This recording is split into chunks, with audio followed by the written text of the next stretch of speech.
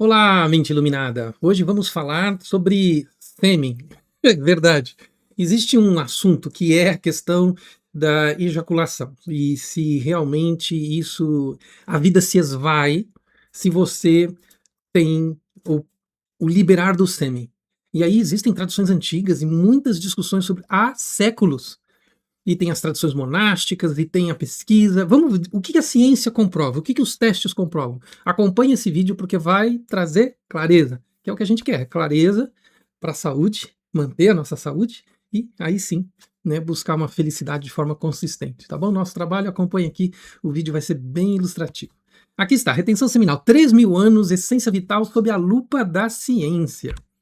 A promessa que você já ouviu isso? Guardar o sêmen daria força, foco, energia vital. Na pesquisa eu descobri que tem grupos de praticantes de celibato, de retenção de sêmen, por causa de que como isso daria vida eterna ou faria a pessoa viver 120 anos. O estudo que provaria isso foi retratado.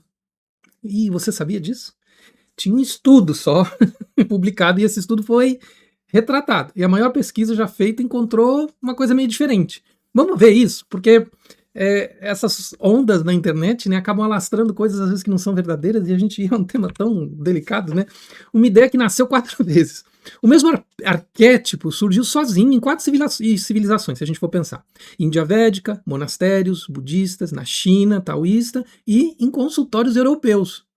Hoje ele movimenta comunidades digitais inteiras, como eu disse, e uma indústria de coaches de energia masculina. E aqui vem outro alerta sobre esses coaches. Por isso que meu trabalho muitas vezes aqui é de trazer para os meus alunos, dentro do processo terapêutico, toda essa questão da disciplina em relação ao processo de pesquisar, de ler, para não entrar nessas furadas. Tem tanta gente, e com muitos seguidores, e com muitos alunos seguindo conselhos sem embasamento nenhum. A pergunta que atravessa 3.000 anos, o sêmen é uma reserva de força ou é uma visão errada disso? Então o que as engenharias antigas da essência vital dizem, né? Ayurveda, o alimento vira 7 tecidos. E os praticantes de yoga, tem textos que falam sobre isso, né? Os 7 tecidos. E o último é o sêmen. Então, os textos diziam: uma gota vale 40 de sangue. E a sua essência é o Ohas. Né? Tantra fala que é o Vajroli Mudra, que treinava o orgasmo sem ejaculação para sublimar o bindo, que é essa energia concentrada, né? Censurada como obscena pelos tradutores vitorianos.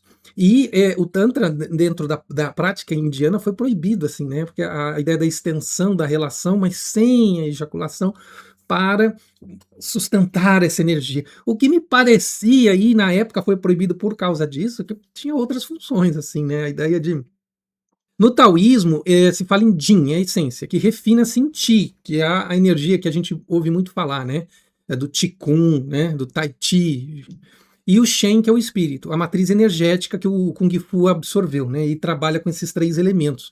E também falava dessa questão, né, especialmente que o Shaolin, que é um mosteiro budista, mas que integra, porque na China essa coisa de integração, né, de trazer diferentes culturas é muito forte. Poupar o Jin nutriria o combate e a longevidade. Então o monge, o mestre, teria, né, mais vitalidade e mais longevidade. Então, todas essas tradições, de uma certa forma, falavam sobre isso. E se você olhar, é um reforço muito grande, né, sobre essa ideia. Em 1760, Tissot, isso na Europa, né? Ele publica um trabalho, inclusive está aí a capa do trabalho que eu achei, né? A perda de sêmen causaria cegueira, gota e a loucura. E existia uma certa moralidade nisso, que durou quase 200 anos, né? Porque, assim, demorou para isso, e esse trabalho foi usado como referência e citado várias vezes. Em 1937, o próprio Napoleão Hill, que era o primeiro grande autor de autoajuda, a gente pode falar, não sei, não chamar ele de primeiro acho errado, mas é muito famoso até hoje, né? Batiza a transmutação sexual em Think and Grow Rich, o famoso livro dele, né? Pense em riqueza, a ponte do ele chamava de mosteiro para o autoaperfeiçoamento. Você percebe que vai coletando ideias do que já vinha antes, né? No século XXI, tem esse movimento que eu falei na internet, o NoFap, que é a retenção da semente, né? E que isso vira desafio de 30 dias. E um só coach declarou 2.000 alunos em 2 anos desse método deles, né? Na travessia migrou a promessa de poder, ficou por trás do trabalho original, aí se perde, né? Olha, se você não ejacular, você vai acumular poder, e isso vai virar dinheiro no seu bolso, sabe? Coisas desse tipo. O que nós temos, né? O que o laboratório mediu, o que a ciência disse, né? Pesquisando sobre isso. O pico de testosterona no 7º dia. Então, o que se coloca? Veio de um estudo retratado. Tinha um estudo que falava de um pico de testosterona com 7 dias de celibato. Mas esse estudo foi retratado, de 2003. Ele não se sustentou. 3 semanas de abstinência levaram a testosterona só modestamente. Ejacular não a derrubou. Então a pessoa fazia 7 semanas, ejaculava e não tinha resultado. Então não sustentava a ideia, né?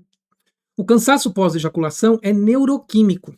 Então, uma das coisas que talvez sustente toda a história sobre esse assunto é essa reação neuroquímica. Isso que a maioria das pesquisas aponta. A dopamina cai, a prolactina e a oxitocina sobem, e o debate aberto é sobre qual delas domina, porque aí isso tem uma variância e não tem a conclusão de qual ali está dominando. Mas não se perde energia, se tem a sensação de estar relaxado e da necessidade né, estando relaxado, de fazer o repouso. Mas não repor o sêmen custa água, quimicamente falando agora. Repor o sêmen custa água, frutose e traços de zinco. Fisiologicamente, se for medir em termos materiais, também é irrelevante o que se perde, né? Agora você tem que ver as duas coisas, né? Assim, em termos físicos se perde pouco, mas existe essa questão do relaxamento, essa resposta química, né? Dopamina, prolactina e ocitocina. Agora, o que a gente tem que ver é falar, mas por que tem essa resposta, mas não está afetando?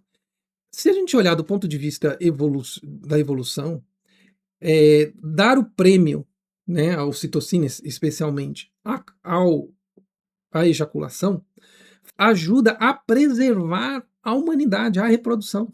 A pessoa ganha um grande prêmio por semear, vamos dizer assim. E aí, isso, reforçado por milhares de anos, faz com que a espécie se multiplique e prevaleça. Então é um sinal de preservação da espécie, né? Então por isso que ele acaba sendo assimilado com esse tipo de reforço, assim, se a gente pensar em termos da botânica humana. Agora, não que necessariamente, do ponto de vista do mesmo raciocínio analisando a evolução, não faria sentido ele derrubar ou destruir a vitalidade humana, né? Por causa da questão de atrapalhar a evolução, né? Para onde apontam os dados? Harvard fez 32 mil homens por 18 anos. Gente, 32 mil de universo de pesquisa científica. 18 anos é muito dado. Aí, e contra, difícil, né? 21 mais ejaculações por mês associou-se. 21 é quase todo dia, né? 21 ejaculações por mês associou-se a 20% menos diagnósticos de câncer de próstata. É significativo o número. Quer dizer, tem uma tendência, né? Não é um número, 5, 6%, um número. Não, são 20, né? 19 a 22, 20% a menos. É associação, não causalidade provada. O universo é muito grande, 32 mil. A abstinência acima de 10 dias aumenta a fragmentação do DNA. Aí tá falando da qualidade, né, do esperma, tá? Isso é bom, que é a análise da qualidade do esperma. O benefício documentado da retenção é comportamental. Sair da compulsão e recuperar o comando do circuito de recompensas. Esse é o grande ponto que talvez o budismo aqui traga como principal. Porque se a gente for olhar os textos budistas, ele não vai para a abordagem do tipo, longevidade. Ele fala do controle do apego. Uma tanha, apego, né, no sânscrito. Então, aqui o alvo sempre foi o desejo. O Vinaya, falando do budismo, mirava a sede, tanha. No Neidan, o Shen é consciência. Então até o taoísmo também trata disso, elevada por disciplina meditativa. Quando vai falar dos mestres do Kung Fu, da vitalidade dos mestres, está falando em Shen, que Shen é esse aspecto da consciência espiritual. Então é um fortalecimento da mente. Olha aqui o nosso trabalho, né? Quando a gente fala mente zen, corpo são. A oscilação moderna, compulsão pela pornografia infinita e abstinência performática, né? Que hoje existe, né? São duas coisas extremas. Aqui eu trago o Mark Fisher, que é um filósofo, bastante importante. Você vai ver na internet o quê? A compulsão à pornografia, né, os sites e os feeds de pornografia, e a abstinência desses coaches, né? Olha, você vai ganhar poder, você vai ganhar. Então, é dois extremos de forte nicho, né? Mas é um só circuito. Quando o Fischer analisa, ele fala, nomeou isso de hedonia depressiva e impotência reflexiva. É esse isolamento da pessoa em si mesmo que acaba levando a esse processo, esse isolamento. Então, a hedonia depressiva é aquela pessoa que busca prazer barato, e a impotência reflexiva é a pessoa que não consegue potencializar a própria vida e busca esse nicho para tentar se potencializar dentro de um determinado nicho. E perde a relação com o mundo. Nos dois casos, se perde uma relação com o mundo. Uma relação de mais cuidado, de mais atenção, de maior entendimento. A saída não é retenção mecânica nem indulgência, é a emancipação do desejo. É o trabalho mental. Ver o impulso com clareza, sem mito e sem culpa. A força não mora no corpo que guarda, mas mora na sua mente, porque essa mesma força vai ser utilizada em diversas situações. Nunca foi o fluido, sempre foi se você controla essa sede mental. 3.000 anos de tradição apontaram para, algumas delas, né, apontaram para a substância. Mas a hora que eu vou olhar os dados, eles contradizem isso. E aí você vê que a ideia do impulso, do entendimento da mente é que prevalece sobre esse assunto. Então, um convite, observe o impulso por 90 segundos, como uma meditação, quando surgirem impulsos, e veja o impulso, olhe para o impulso. Coloque luz da sua força mental quando surgir esse impulso. E você aprende a direcionar isso. E você aprende a usar este impulso de uma maneira que seja melhor para você, melhor para a sociedade, melhor para o parceiro, melhor de diferentes formas. Tá bom?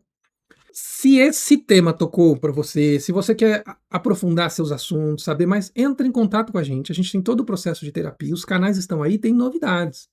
Né? Nós temos o canal agora Vitor Zen Master, lá no meditações diárias para você, né? Meditações guiadas diárias, reflexões diárias para todos. E se você quiser acompanhar artigos, novidades, cursos, grupo de desconto de livros, resumos, o grupo do Telegram, tá aqui, o grupo do Telegram aqui embaixo. Tá vendo? Grupo que você vai acessar lá no site, tá tudo lá, clica, você entra no grupo, tudo disponível, tá bom? Cada vez mais a gente tenta terapia, as meditações diárias, o grupo gratuito, tudo disponível para você. Tem cursos gratuitos que vão estar lá disponíveis no grupo também, assim, só se você não tiver de coração aberto para se aproximar e também para compartilhar, né, que é uma forma de ajudar as pessoas a terem contato com essas informações. Um grande abraço, até o próximo vídeo.